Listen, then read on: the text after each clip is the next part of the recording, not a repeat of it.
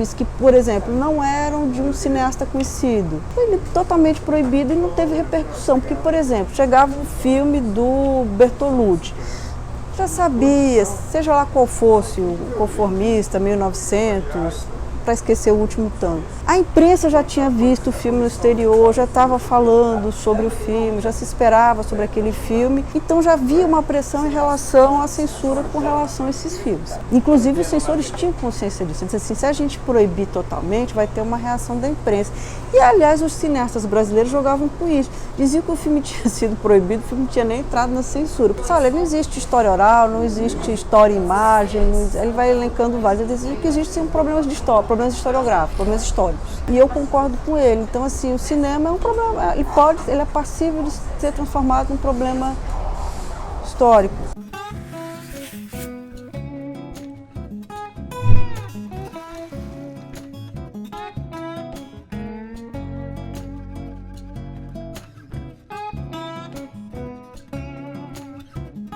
São esses filmes que são feitos mais ou menos no período de 64 até o início dos anos 70 e que boa parte deles vão basicamente se debruçar sobre o Nordeste, que também era uma outra preocupação, quer dizer, o que é esse Nordeste que faz parte do imaginário do Brasil, né, já amplamente estudado por pessoas como Durval Muniz, mas o que é esse sertão que vem pensado desde o começo do século XX e que chega até hoje? E não chega, por exemplo, se a gente vai pensar em tempos mais recentes, chega ainda muito pela chave do humor, sempre a coisa do atraso, da ignorância. Então me interessava muito pensar o que era esse sertão que eles estão trabalhando ali, até porque o Farcas, ele era produtor dos filmes, né? Ele era uma pessoa que tinha condições financeiras, ele era o herdeiro da Kodak e ele era, na verdade, era fotógrafo, né? O Farcas já tinha uma carreira grande de fotografia, ele foi um dos principais fotógrafos a cobrir o período de inauguração de Brasília. Ele tem uma obra como fotógrafo maravilhosa. E aí você tem nesse grupo tanto cineastas de São Paulo, caso do Maurice Capoville, do Sérgio Muniz, como pessoas do Nordeste, caso do Geraldo Sarno, do Paulo Gil Soares. Então era esse, e era um momento de repensar o cinema documentário, né? No Brasil naquele momento, ainda sob o impacto do cinema novo, enfim, de várias coisas. E aí eu falei, mas de onde é que surge esse cinema diferente no documentário? E aí eu fui pesquisar isso, passei um ano na França com o Philippe Dubois, na Paris 3, e o que me impressionou, essa nossa mania de virar-lata, é porque todas as explicações que tinham sobre o Farcas era sempre que nós éramos um subproduto do cinema verdade dos franceses, do Jean Rouch. Pesquisando, eu falei assim, gente, como é que você vai ser influenciado por uma coisa que nem era exibida no Brasil, foi exibida depois? E aí a gente foi mexendo, tive a enorme sorte de ter a solidariedade, de ter a simpatia de todos que estavam vivos, né? Que alguns já não eram mais vivos à época, caso do Paulo Gil Soares. Todos que estavam vivos me deram entrevistas, os diretores, os fotógrafos. E aí eu entrevistei outras pessoas como o Walter Lima Júnior, entrevistei o Rudá Andrade, todos foram extremamente generosos. E aí eu fui chegando a uma ideia de que não, na verdade não tem, a gente tinha uma raiz muito... A gente dialogou muito mais com o cinema cubano, com o cinema argentino, as nossas discussões eram muito diferentes e havia também uma questão, mesmo de um pensamento que esses homens tinham, que parte deles vinham da universidade, no caso do Capovilla e do Farcas, que portanto não é um subproduto do cinema francês, que a gente sempre tem ainda nessa posição de colônia, apesar de que felizmente hoje você tem uma série de discussões sobre a decolonização, a gente ainda passou muito tempo importando as explicações de influência estrangeira para cá. Então a tese ela vai para outro lugar. Então ela vai descobrir que a questão, os diálogos foram outros. O Jean Rouch é uma coisa que vem depois, ele não vem antes. É muito mais uma convergência de pessoas que estão pensando coisas semelhantes naquele momento. E uma outra coisa que eu não queria deixar de falar, a produção do Farcas é a primeira vez, pela questão tecnológica, que eles vão às ruas, entrevistam as pessoas e as pessoas estão ali falando, né? Porque você precisava antigamente para ter uma captação direta, um som enorme, isso nem o cinema de longa-metragem fazia isso com frequência. Então eles vão para o Estação da Luz, eles vão para o estádio de futebol, eles vão para o interior do Ceará, vão para o interior da Bahia, entrevistam as pessoas. Então isso é um impacto muito diferente, até porque se a gente compara com o Jean Rouch, os primeiros filmes dele, ele está entrevistando a intelectualidade francesa, os estudantes. é uma outra coisa completamente diferente, até porque as questões são diferentes. A grande questão do Brasil, ou uma das grandes questões em pauta naquele momento, era justamente o que é ser subdesenvolvido. E aí entrava uma coisa que é interessante. Qual é o contraste entre um país que quer vender uma imagem de ser uma potência, de ser um país moderno, de progresso, e os cineastas mostrando um país de pobreza, mas que ao mesmo tempo consome a chinela havaiana. Ao mesmo tempo, você vai entrevistar lá no interior do Ceará o cara que faz xilogravuras, faz imagens de santos, mas ele tem total sabedoria de entender o seguinte, né? Eu faço mal feito esse santo porque o pessoal de São Paulo acha que a gente aqui é tosco, então eu faço tosco para vender. Então eles vão mostrando, olha, eles embaralham as coisas, né? Então assim, ainda quando eu revejo os filmes do Farcas, ele ainda tem potência, porque a gente ainda continua com essa imagem cristalizada de que o que é Nordeste é ruim, do que o interior é uma outra coisa. Por exemplo, se eu penso hoje em dia nos filmes do Karim Ainuz, se você pensar, por exemplo, no Céu de Sueli, ele mostra isso, não tem esse Nordeste mítico. O Nordeste, a Sueli foi para São Paulo, voltou, é mãe solteira, escuta o forró eletrônico, ao mesmo tempo tem um motoboy. Ou se você pensar num outro filme maravilhoso que é o Árido Movie, né? Do Marcelo Gomes, que é outra coisa também. A Seca não é o interior, a Seca é Recife. O cara que é o âncora do jornal de maior visibilidade é filho do coronel do interior.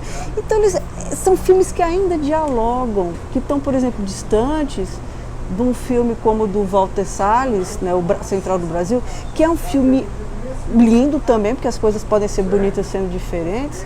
E o Walter Salles vai mostrar esse Nordeste ainda mítico, quer dizer, cada vez que a Fernanda Montenegro, diva maravilhosa, Deus, cada vez que ela entra nesse Brasil, dito Brasil profundo, ela vai se purificando. Então, se você compara esse filme do Walter Salles, que é esse Brasil que é o rincão mítico, que guarda uma pureza, não é que ele seja mentiroso, ele também é isso.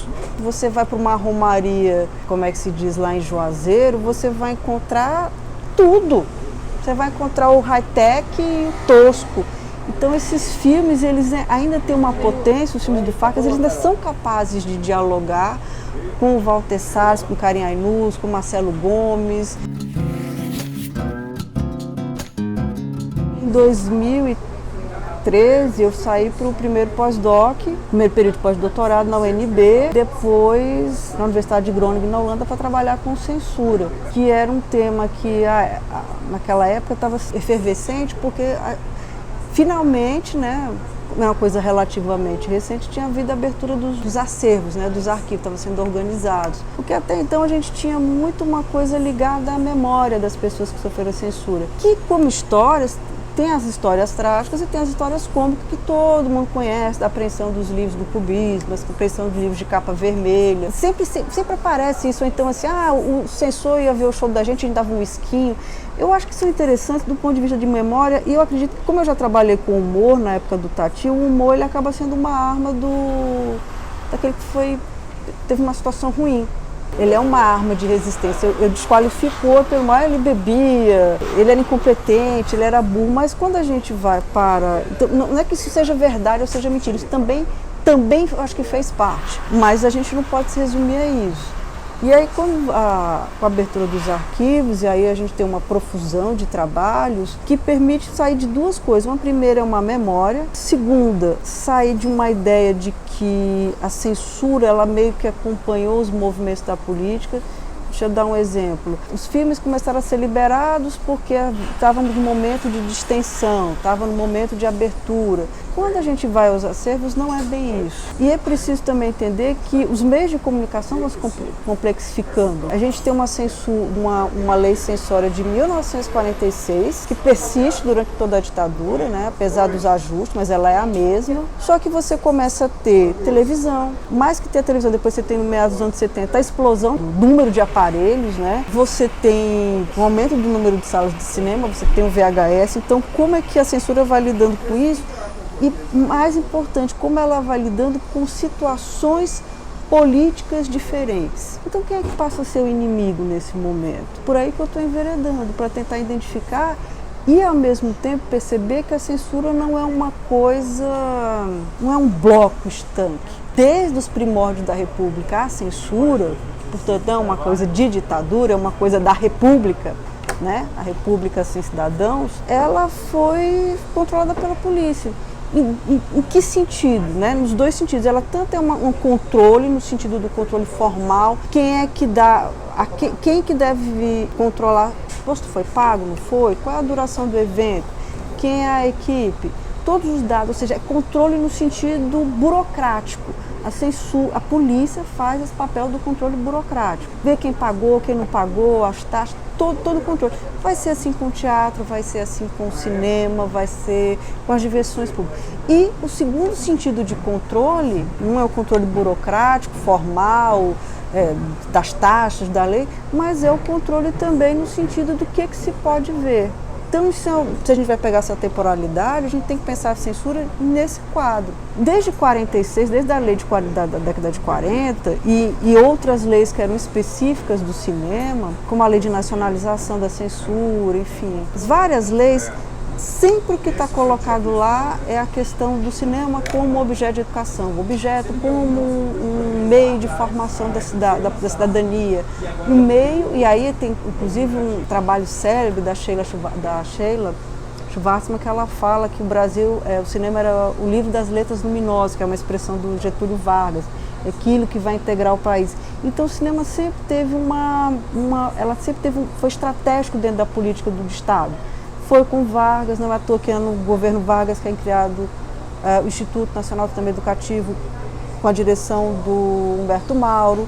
Depois, quando você entra nos anos 60, com o boom do cinema novo, o Itamaraty vai ter no seu setor eu não vou lembrar agora o nome correto, mas tem um setor de atividades culturais para o exterior, e ela encampa uma campanha, ou seja, ela dá apoio, quais são os filmes que vão para o exterior, quais filmes vão para os festivais, como é que é feita a propaganda, tudo isso você tem. E aí, quando vem a Embrafilme em 69, esses dois, tanto o Itamaraty quanto a Embrafilme, eles convergem em políticas. Então o cinema sempre foi uma causa do Estado.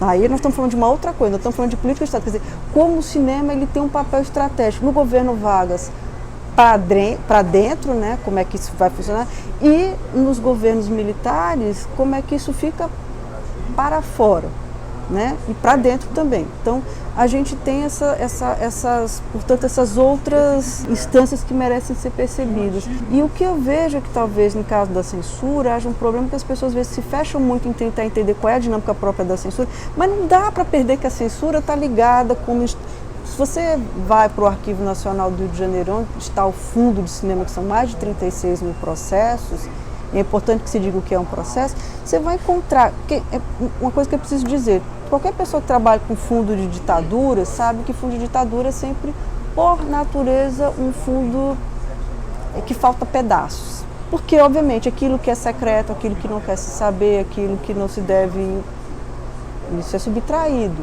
né? Quando aquilo vem a público, já foram subtraídos partes dali. Tem processo que você não entende. Como é que está a entrada aqui em janeiro de 84, mas tem aqui pareceres de dezembro de 83, então você não sabe. Ou, por exemplo, fulano de tal mandou censurar o filme, aí depois, 3 páginas depois aparece o liberado, ou o contrário. Então são coisas que a gente não tem como saber. É da natureza desse tipo de arquivo. Então é uma questão... em termos metodológicos, você tem que entender que você sempre vai lidar com um arquivo, ele é por natureza já uma seleção, mas aqui é pior, porque é uma seleção do que foi possível nos chegar. Aí de vez em quando escapa um bilhetinho, alguma coisa, por exemplo, eu achei um filme soviético, foi liberado, mas aí tem um relatório de um agente infiltrado que foi assistir ao filme para ver quem é que estava, como foi a reação do público. Eu já devo ter lido mais de 600 processos, essa foi a primeira vez que eu achei isso. Filmes que, por exemplo, não eram de um cineasta conhecido, foi totalmente proibido e não teve repercussão, porque, por exemplo, chegava um filme do Bertolucci, já sabia, seja lá qual fosse, o Conformista, 1900, para esquecer o último tango. A imprensa já tinha visto o filme no exterior, já estava falando sobre o filme, já se esperava sobre aquele filme, então já havia uma pressão em relação à censura com relação a esses filmes. Ok. Inclusive os censores tinham consciência disso. Eles diziam assim, se a gente proibir totalmente, vai ter uma reação da imprensa. E, aliás, os cineastas brasileiros jogavam com isso. Diziam que o filme tinha sido proibido, o filme não tinha nem entrado na censura. Por quê? Porque a imprensa falava. Mas, enfim, você tem toda uma negociação aí, ou um campo de tensão entre essas pessoas envolvidas no campo, que é muito interessante pensar. Então a gente vê como isso vai mudando, ela não é um bloco homogêneo, não é porque existe uma melhora, existe de fato uma modernização no final dos anos 60, quando eles começam a exigir diploma, começam a dar cursos na academia de polícia, então há um incremento, há uma modernização, há uma melhora. Né? De fato tem. E óbvio que o jogo vai se modificando. Né? Por exemplo, como é que a relação dos distribuidores estrangeiros com os censores? Ela vai tendo uma dinâmica de negociação que não é dada em termos de igualdade, que vai se modificando. Como é que a relação, por exemplo, dos produtores e cineastas brasileiros com os censores? Também tem. E que muda muito. Por exemplo, você tem cineastas que admitiram assim, não, então eu vou cortar o filme. Fazia várias montagens, remontava e cortava, porque também a gente tem que entender que cinema é dinheiro, é no prejuízo. Se o distribuidor não conseguia exibir aqui um filme estrangeiro, ele ia para outro país. Mas o que você faz com o que o produtor nacional fazia? Então, às vezes, ele remontava e até chegar a um consenso. E outras vezes, a gente não consegue descobrir por que filmes completamente banais passaram 10, 15 anos e a pessoa pedia e não vai, e não liberaram. Para além disso, quando você olha, você lê os pareceres, uma longa duração, você vê como vai mudando. Os primeiros pareceres dos anos 60, que é importante que se diga, com a Fundação de Brasília, cada órgão público teve um tipo de problema diferente. Por exemplo, o STF teve uma resistência a se transferir para Brasília. Depois acabou sendo transferido, claro. Mas parte dos juízes moravam no Rio de Janeiro e passava a semana em Brasília. Acho que poucos moravam em Brasília. Cada um teve uma dinâmica própria e a censura foi se pegou... Não tinha gente bem qualificada. E depois, à medida que a ditadura vai se instalando, ela precisa melhorar isso, porque eu concordo com o Carlos Fico quando ele diz que a censura é um dos pilares da repressão. Se ela é um dos pilares, ela tem que ser modernizada, ela tem que se aperfeiçoar. Mas quando você pega esses pareceres de 64, 65, eles são risíveis. A pessoa diz assim, a fotografia é muito boa, a fulana está muito bonita nesse filme, ou então, do cinema novo, muito ruim esse filme. A pessoa não sabe fazer fotografia, né? Aí então falava mal do Barretão, enfim. Mas você percebe que depois dos anos 70, a qualidade dos pareceres, eles sabiam muito bem de linguagem cinematográfica, de teoria, de sociologia, eles estavam afinados com o que de mais moderno tinha nas teorias. Então eles falavam, isso aqui é propaganda subliminar. E aí eles falam da recepção. Uma coisa que a gente vai pensar na universidade muito tempo depois, eles já estão pensando na censura nos anos 70. Por exemplo, pornô chanchado. O pessoal sempre se pergunta por que a pornô chanchada era liberada. Porque eles estavam esse público, que essas salas vagabundas do centro de São Paulo, só vai homem, pode ficar lá, prostituta, então não tem problema. Agora, Nelson Pereira dos Santos era um problema. A gente censura ou não censura? Eles dizem assim, olha, Nelson Pereira dos Santos é muito hermético, muito difícil. Então, não vale a pena interditar ou censurar, porque vai gerar uma reação na imprensa, a gente vai ter que votar. Então deixa. Ele falou assim, olha, é tão hermético que ninguém entende mesmo, então deixa passar. Público, quantas salas do Brasil vão exibir o filme do Nelson Pereira? Então tudo bem. Agora, o Tarzan é um problema, porque o Tarzan... E aí o Tarzan, vários filmes do Tarzan de 14 anos, 12 anos, porque tem cena de violência. Então, eles tinham uma noção muito grande da recepção. Não à toa a censura para a televisão não era a mesma do filme. Geralmente um filme, se ele era 14 anos no cinema, ele ia para 18 quando ia para a televisão com cortes. Não era a mesma. Eles tinham uma noção de recepção, quer dizer, de públicos distintos e que eles precisam ser ser visto. E, ao mesmo tempo, uma noção muito grande de onde vinham os filmes. O Vento Levou, que é um clássico do cinema mundial e americano, ele era 14 anos, né, com todas as cenas de violência e batalha, porque era O Vento Levou. Quem que ia peitar O Vento Levou para 16 ou 18 anos? Era 14. Agora, qualquer filme de guerra era 18 anos tranquilamente.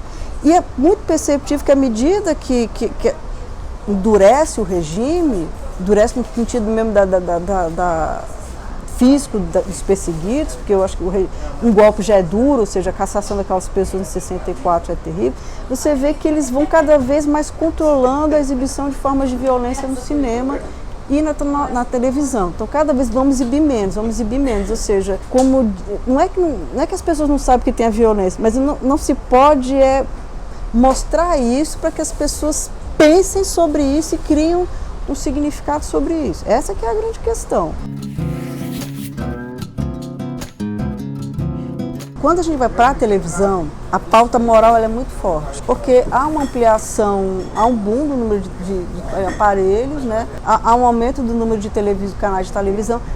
Claro que cabe lembrar que o alcance deles ainda é muito pequeno, é a Rede Globo, que é nacional, os outros ainda são São Paulo, Rio, ainda tem alcance pequeno, mas você tem a coisa chamada novela. A novela é um produto que estoura.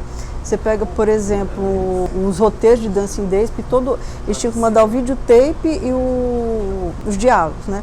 Você não pegar um capítulo de Dancing Days que não tem a canetinha vermelha cortando lá, por exemplo, todos os diálogos da Joana Fon falando mal do marido, que é José Olegó, porque ele era velho, aquele idiota, corta porque a família brasileira não pode ser, enfim. Então você tem uma pauta moral muito grande, isso está claro para a televisão. E como é que fica o caso do cinema? No caso do cinema, a gente vê o seguinte, há uma modulação, quer dizer, há uma preocupação muito grande no final dos anos 60, começo de 70, com a questão moral. Na verdade, a questão moral ela nunca deixa de ser pauta. O que acontece? Você tem filmes, tem coisas que vão se modulando, por exemplo, conflitos de casal. Chega no final dos anos 70 e diz assim, já está aprovada, né? O desquite já é uma realidade. Então, olha, a gente precisa ver, eu acho que se for um filme para 18 anos, o jovem tem condição de entender, enfim. Homossexualidade, não, isso é inegociável. Homossexualidade, ela atravessa todos os anos, não pode, e se tiver, tem que ser punido, tem que morrer. Tem um filme ótimo que eu achei, que o rapaz se apaixona por outro rapaz, mas eles liberam porque no final o rapaz descobre que o rapaz não é um rapaz, é uma moça que se disfarçou de rapaz para sobreviver à morte da família. Que bom, ele é normal, então mantém. Então, tem uma questão deles é a mensagem. Qual é o resultado final quando você assistir aqui? Outra coisa que é negociável, temas militares, temas de igreja, não pode, isso é extremamente, é um tema que vai atravessar todo o período de forma muito sensível. E aqui, inclusive, entra uma coisa muito interessante quando você pensa na Globo, que a mesma Globo que tem o jornal, parte de jornalismo que apoia totalmente, ela faz produtos gastando um dinheiro enorme, sabendo que vai ser cortado. Porque você imagina uma novela como Dancing Days, produto nobre da casa do horário das 8 horas, todo dia ter cenas cortadas. Que foi o custo disso? Para pensar o que é a Globo, né? Que até agora o livro sobre o Dias Gomes, como se é uma coisa complexa. Ou você pensar em Malu Mulher, com a Regina Duarte, enfim, Regina Duarte. Malu Mulher teve episódios que foram totalmente cortados. E eles faziam mesmo assim. Isso eu acho interessante. As pessoas continuaram fazendo no cinema, na televisão, coisa sabendo que ia ser cortado, mas elas faziam. E isso é uma coisa que eu ainda não consegui, é uma questão, mas ainda não consegui refletir sobre ela. Porque você perde dinheiro, nós estamos falando de capital. Não é um livro. Um livro você pode perder, você perde um esforço próprio, o seu tempo, mas nós estamos falando de produtos caros e as pessoas faziam na televisão e no cinema. No caso da política, ela foi muito vigiada. O problema é que muda o tipo de tema que é vigiado. Vou dar 2 exemplos. Os filmes do Costa Gavras, tem um filme dele que levou 8 anos para ser lançado no Brasil. 8. Já se sabia que não ia.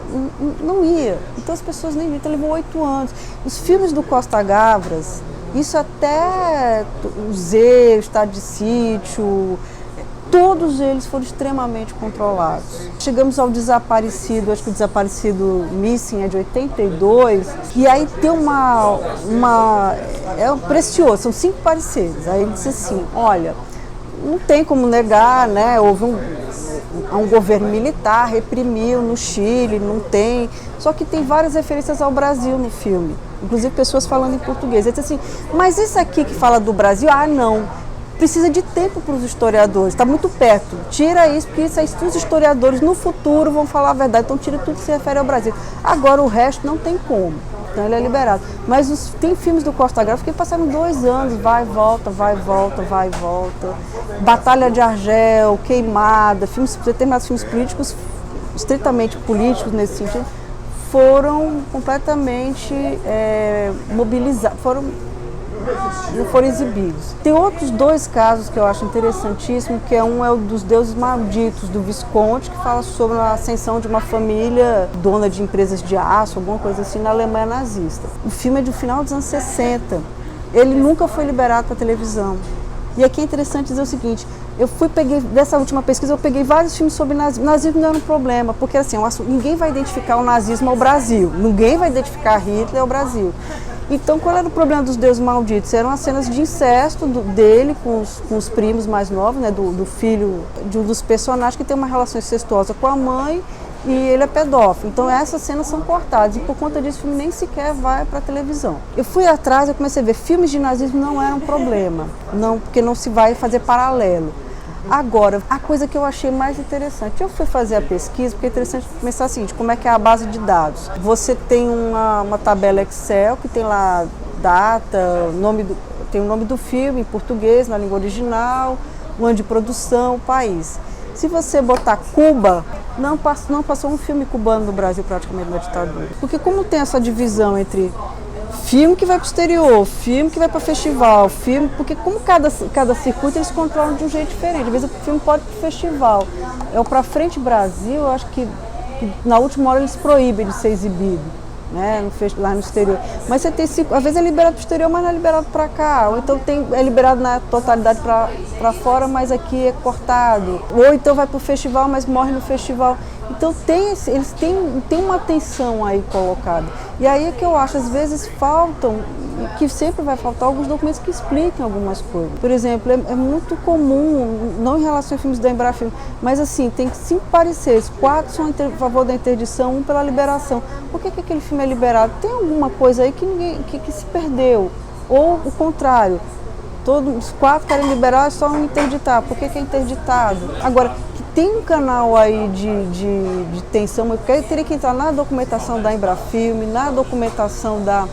Porque qual é o problema da censura? Você tem que começar agora a mexer com outros fundos. Por exemplo, a Andressa Termes, que defendeu em Relações Públicas na URGS, ela trabalha com esses documentos do Itamaraty, da Embrafilme, de filmes que vão para o exterior. Porque é justamente isso, a questão é, você tem que começar a cruzar outros fundos para ver essas redes, porque como a censura está marcada por essas várias negociações ou interferências, né, queira chamar assim, porque, por exemplo, eu não sei até que ponto um cineasta que tem um pai, por exemplo, fez o Padre Amos, que é filho do Rodrigo Melo Franco, eu não sei até que ponto o fato de você ter pessoas conhecidas, isso não ajuda a liberar, provavelmente sim, isso é aquela coisa que é invisível, que não está presente.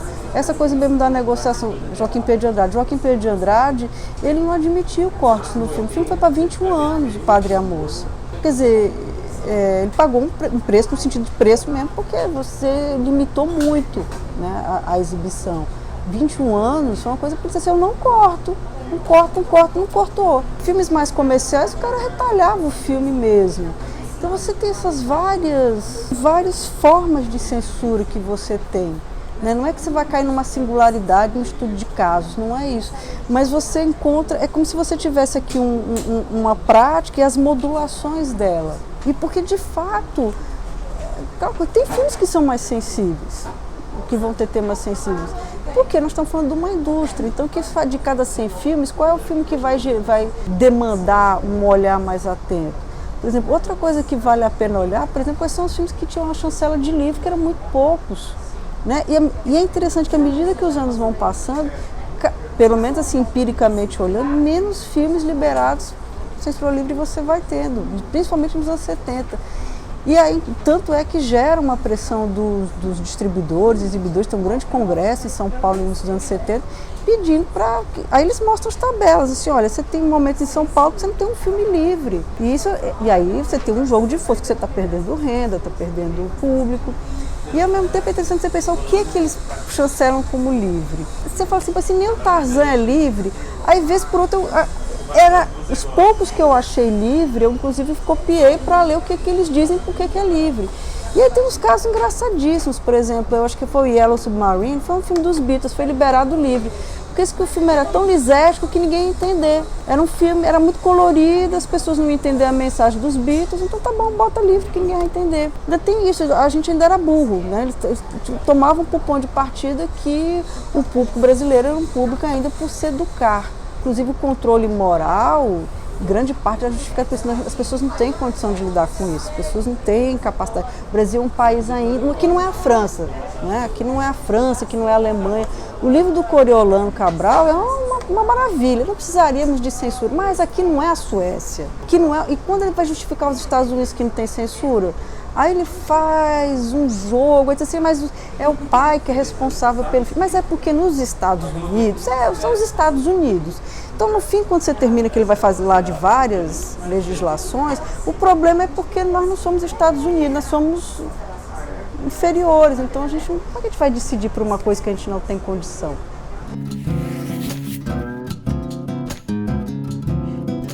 Gosto muito de um texto do Piano Bezerra de Menezes, que está numa revista antiga da Ampul, que ele falou assim, olha, é um texto mas é o Piano Bezerra de Menezes. Ele pode falar assim, olha, não existe história oral, não existe história em imagem, ele vai elencando vários. Ele diz que existem problemas de história, problemas historiográficos, problemas históricos. E eu concordo com ele. Então, assim, o cinema é um problema, ele é passível de ser transformado num problema histórico. Em que sentido que ele é um problema? Ele é um objeto, ele é a fonte, ele é um problema. Inclusive as pessoas pensam, você vai trabalhar com cinema, você vai ficar vendo filme. É até engraçado, eu estava mês passado no Arquivo Nacional e bati uma foto, mandei para um amigo, um monte de caixa no meio, e com a máscara, a luva, e disse assim, para quem acha que estudar cinema é ficar vendo filme em casa. E que na verdade é também. Desculpa aí, é legal ver filme, mas não é só isso. Porque, na verdade, o problema é histórico. O que você vai estudar? É a revista? É a circulação? É a sala de cinema? É o filme? É a crítica? Campo enorme de problemas que você pode ter relacionado ao cinema. Fazendo um paralelo, do mesmo jeito que hoje você vai trabalhar com literatura, você sabe que você não pode se resumir ao texto, você vai ter que ver quem é o editor, vai ver a capa, a circulação, onde é que isso foi, quem é esse autor, quem é que escreveu o paratexto. É uma coisa quando você vai trabalhar com cinema. Quer dizer, eu não posso aplicar largo de maneira geral. Eu vou trabalhar pornô chanchada da mesma maneira que eu trabalho Orson Welles. Sim, não. Tem públicos diferentes, tem uma questão de crítica cinematográfica. Então, assim, é entender que trabalhar com cinema não é ver filme, não é interpretação de filme. Não existe, por exemplo, eu não posso entender os pareceres sem conhecer os filmes, isso é fato. Como eu também não posso trabalhar com literatura só pelas capas, eu tenho que ler os livros. Então, o cinema é a mesma coisa, eu tenho que conhecer os filmes. Por que adianta eu ler? É aquela coisa que eu te disse, uma cena de nudez no Costa Gavras não é coisa de uma cena de nudez no filme do